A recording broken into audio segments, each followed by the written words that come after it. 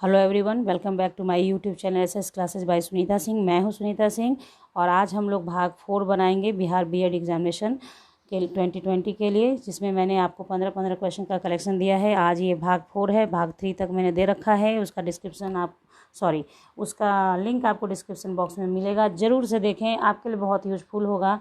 तो चलिए आज का हम लोग स्टार्ट करते हैं। आज का देखिए, पहले मैंने 5 क्वेश्चन का कलेक्शन दिया है फिजिक्स, केमिस्ट्री और बायो से। ओके, तो चलिए पहले हम लोग बनाते हैं फिजिक्स का क्वेश्चन। तो क्वेश्चन नंबर फर्स्ट है अपने लोग का, सरल लोलक का अधिकतम आवर्तकाल होता है। सरल लोलक जो होता है उसका अधिकतम आवर्तकाल। ये सब क्वेश्चन ऐसा है जो आपको याद कर लेना होता है। याद रखिए, दिमाग में रखिए, प्रैक्टिस से दिमाग में बैठा के रखिए कि सरल लोलक का अधिकतम आवर्तकाल क्या होता है। 60 मिनट, 30 मिनट, 20.2 मिनट और 84.6 मिनट। तो इसका आंसर होगा 84.6 मिनट। ध्यान रखिएगा इसका।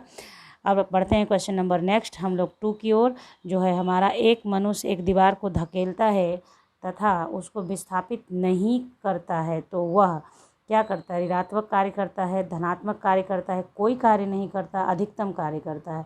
तो हम लोगों ने पढ़ा है कि अगर कार्य का मतलब है कि आपने बल लगाया और डिस्प्लेसमेंट हुआ, तब कहते हैं कि वर्क इज़ डन। ओके, अगर आपने बहुत सारा बल लगा दिया और डिस्प्लेसमेंट हुआ ही नहीं तो उसको हम लोग वर्क डन नहीं कहते हैं। यानी यहाँ पे क्या हो जाएगा आंसर हमारा? कोई कार्य नहीं करता है।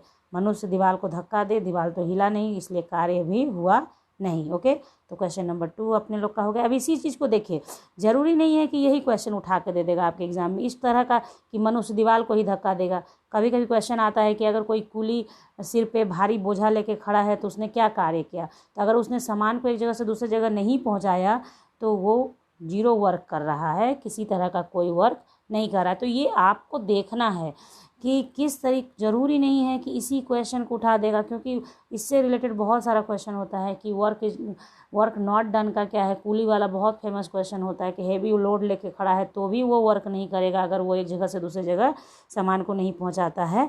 तो इस तरीके से अपना ध्यान रखें कि किस क्वेश्चन किसी भी तरीके से पूछे तो आप फंसे नहीं। आपको जानना चाहिए कि डिस्प्लेसमेंट होता है तभी वर्क होता है। नाउ बढ़ते हैं हम लोग क्वेश्चन नंबर नेक्स्ट की ओर। क्वेश्चन नंबर 3 है अपने लोग का। देखिए क्या है, विद्युत बल्ब का फिलामेंट किससे बना होता है?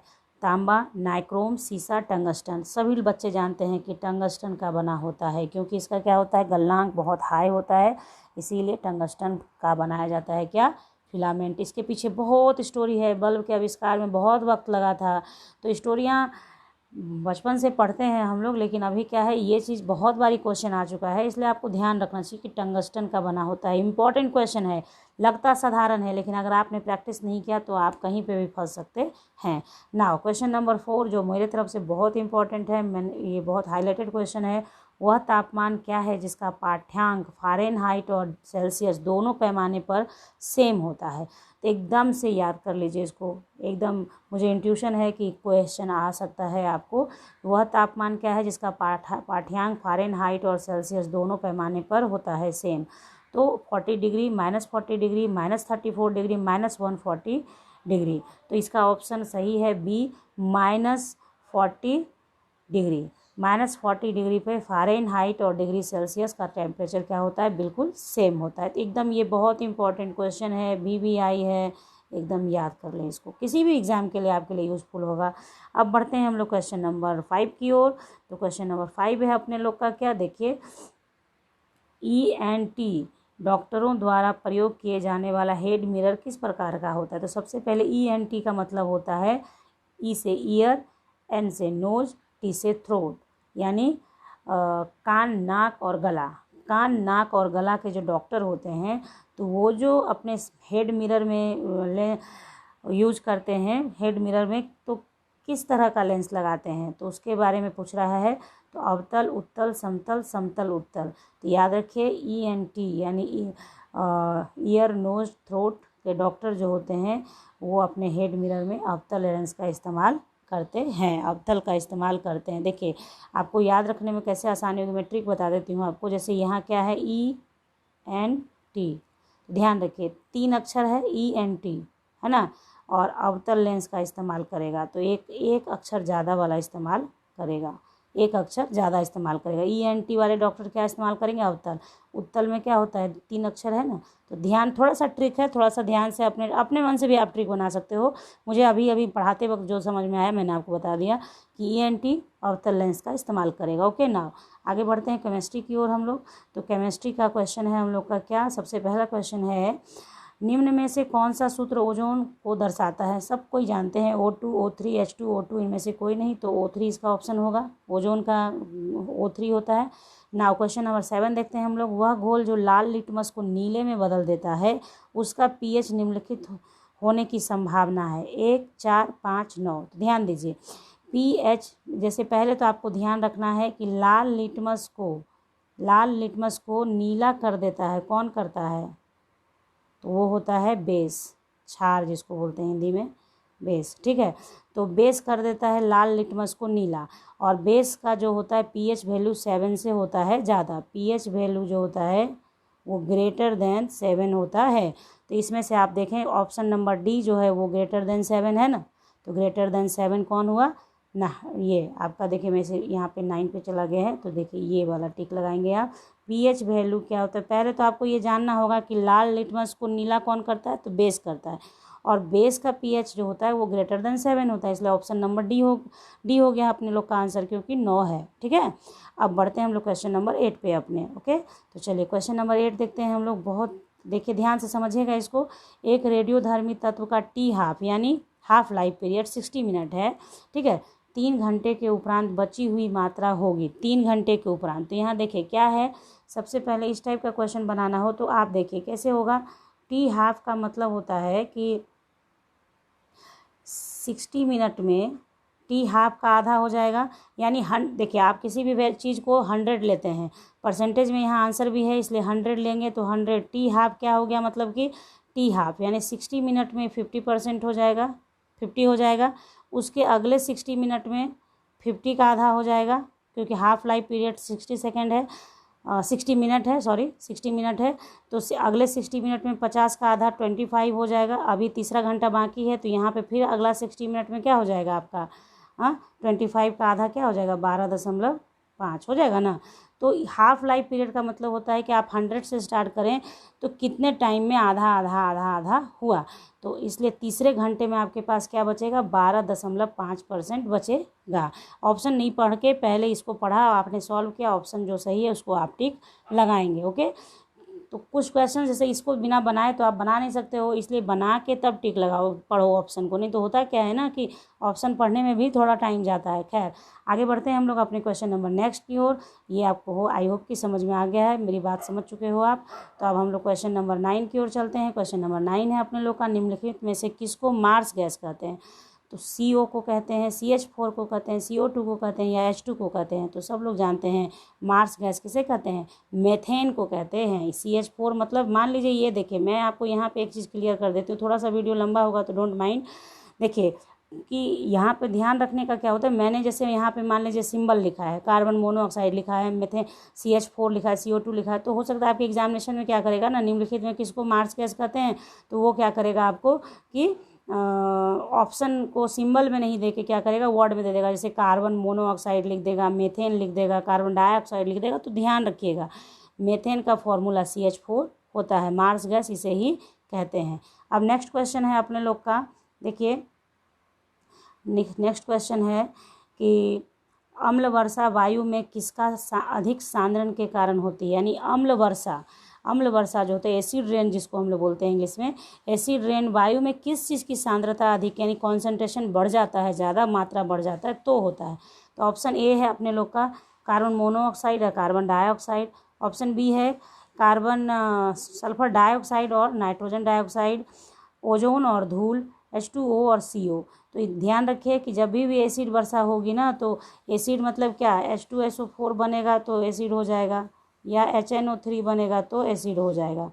तो यहाँ पे क्या है, SO2 जब H2O के साथ रिएक्ट करता है ना, तो बनाता है H2SO4। और NO2 भी रिएक्ट करता है जब वाटर के साथ, पानी के साथ, जो बारिश का जल है उसके साथ, तो HNO3 बना लेता है। तो इसलिए क्या होता है, बारिश के होने से इसका सांद्रता अगर बढ़ा हुआ है तो पानी से मिलकर वो रिएक्ट करेगा और एसिड बनाएगा, और जो बारिश होगी उसे हम लोग अम्ल वर्षा कहते हैं। इसका आपने पढ़ा होगा शायद कि ताजमहल के ऊपर स्पॉट होने लगा था येलो कलर का, वो एसिड रेन की वजह से ही हुआ था।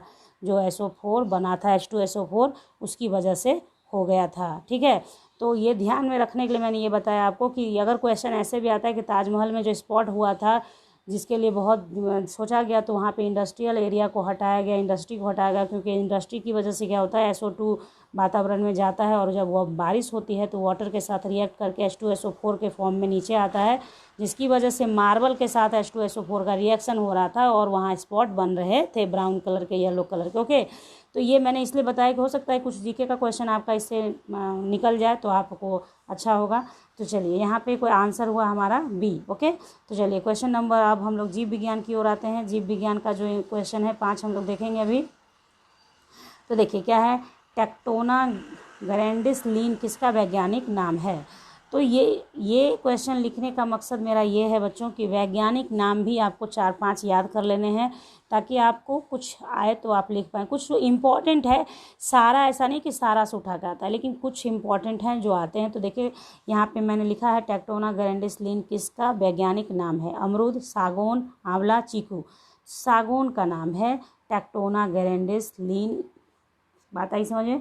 ध्यान रखिए, एक क्वेश्चन तो एटलीस्ट आपका यहाँ पे हो गया कि टेक्टोना ग्रैंडिस को बोलते हैं किसको, सागौन को बोलते हैं।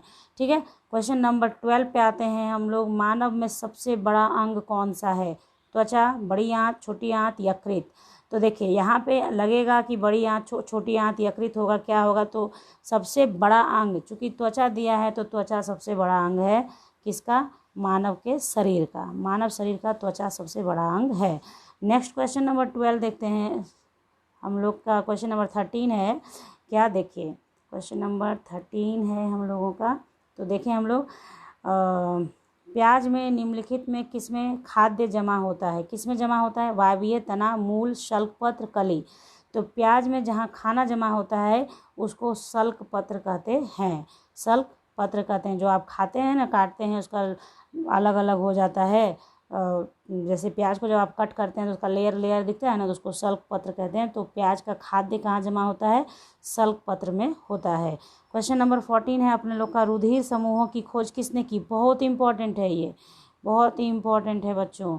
रुधिर समूहों की खोज किसने की, Weismann, Morgan, Landsteiner, William Harvey. याद कर लीजिए, लैंड स्टीनर ने की थी।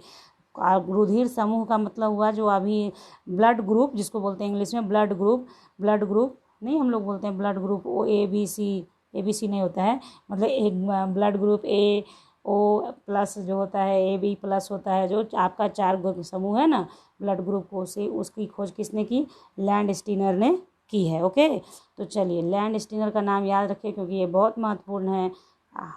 आप समझ सकते हैं कि ब्लड ग्रुप का जानकारी अभी कितना यूजफुल है हम लोगों के लिए। तो इतना इसलिए बताया कि आपको याद हो जाए कि लैंड स्टीनर ने की है रुधिर समूहों की खोज। ओके, और ये भी याद कर लीजिएगा कि रुधिर समूह कितने हैं। तो आई थिंक A B और ABO, यही 4 ग्रुप है आप लोगों का। तो देख लीजिएगा इसको आप लोग, रुधिर समूहों की खोज किसने की है, रुधिर समूह कितने प्रकार के होते हैं, ध्यान रखिएगा उसका। अब यहाँ आप देखिए, मानव शरीर की सबसे बड़ी मिश्रित ग्रंथि है। तो मानव शरीर का सबसे बड़ा मिश्रित ग्रंथि कौन सा है, थाइमस, यकृत, अग्नाशय, प्लीहा। तो अग्नाशय इसका आंसर है, अग्नाशय। मानव शरीर का सबसे बड़ी मिश्रित ग्रंथि कौन है, अग्नाशय है। तो इस तरह से मैंने आपको 15 क्वेश्चंस बताए। और अब मैंने यहाँ पे ये देखिए, थोड़ी सी वीडियो लंबी है, तो इसलिए लंबी है क्योंकि मैंने यहाँ पे आपको बताया है नहीं कि कोशिश की है कि मान लीजिए यहाँ पे प्याज है, अब पूछ देगा आलू किस तरह का है, आलू का कहाँ जमा होता है, तना है, जड़ है, क्या है। तो इस तरीके से जो 2, 4, 5, मतलब ये एक हिंट है कि आपको इस तरीके का चीज़ पढ़ना चाहिए ताकि आपको हो जाए। ये क्वेश्चन एकदम इम्पॉर्टेंट है कि रुधिर समूह का क्या है, फिर मानव शरीर का सबसे बड़ी मिश्रित ग्रंथि क्या है। तो इस सबका ध्यान आप बनाए रखें। तो आई होप कि आपके लिए ये बहुत यूजफुल हो और आपके काम आ जाए एग्जामिनेशन के अंदर। तो अब हम लोग मिलेंगे नेक्स्ट वीडियो में, नेक्स्ट क्वेश्चंस के साथ। तब तक के लिए bye, thank you, take care. इस सारे क्वेश्चंस को पढ़ लीजिए और बने रहिए मेरे साथ। मिलते हैं नेक्स्ट वीडियो में।